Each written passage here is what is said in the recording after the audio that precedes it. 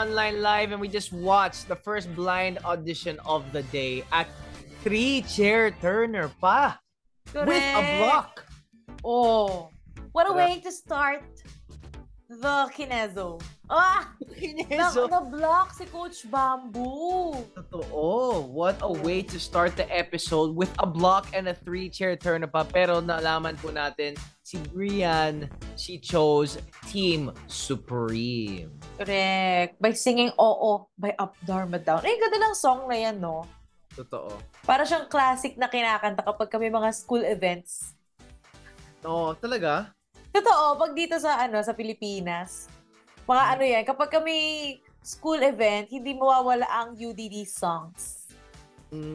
Tapos banggitin din natin, no, dahil sa song na yan, dahil nagustuhan ni Coach Casey yung song na yan, nakapag-duet si Brian with Coach Casey. Correct. So, Lorraine, ang tanong ko sa'yo, if you were given a chance to do a duet with Coach Sharon. Oo. What duet would that be?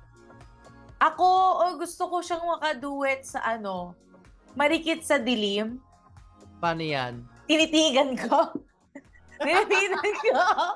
Gusto ko mag-duet kami ni Coach Sharon nun. Hanggang sa tapos kakata siya. Gano'n din siya, di ba? Ikaw ba? Kung ikaw.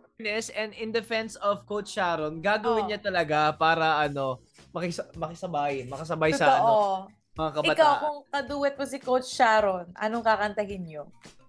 Siguro something feeling ko dapat isa sa mga original songs na nasulat ko. Iyon talaga yung dream ko.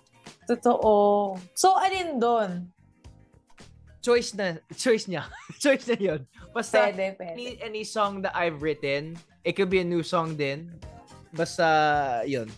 Oo, ang gaganda ba naman ng songs mo, di ba? Perfect yan, pag nag-duet kayo. Sunshine, di ba? Tulad ng Sunshine. Sunshine. Sunflower kasi. Sunflower seeds. Hindi, sunflower lang. Sunflower lang. Oo. At syempre, ito si Brian, siya, coming from a family band. O, kayo ba ng family mo ay musically inclined? Yung dad ko lang ang mahilig sa music. Yung kapatid ko, tsaka yung mami ko, pinapakinggan lang nila yung mga gusto nila. Music listeners, di ba? Music listeners. Anong ginagawa ng dad mo? Kumakanta ba siya? Nag-play ng instruments? Ganyan? Ay, nagsasabi siya sa akin, Jeremy, kumanta ka nga.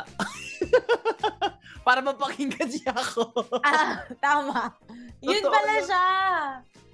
Ikaw? Ako, yun kaming magkakapatid. I'm musically inclined. At syempre, ngayon na may kasi nung time ng The Voice natin, 3 pa lang kami magkakapatid. Ngayon na 4 kami, kahit yung bunso. Yan.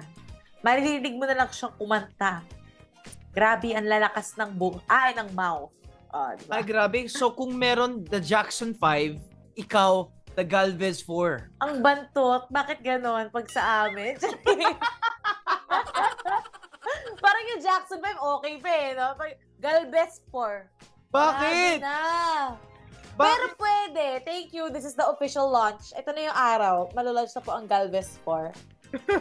Pero gusto ko, hindi, mamaya sa next body ko na lang ibabanggit. Pero may mga magandang tweets using the hashtag TBT3Vibe para mabasa po namin mamaya. But ito na, let's continue our episode of The Voice Teens Season 3 as Lorraine and I stay here sa The Voice Teens DGTV.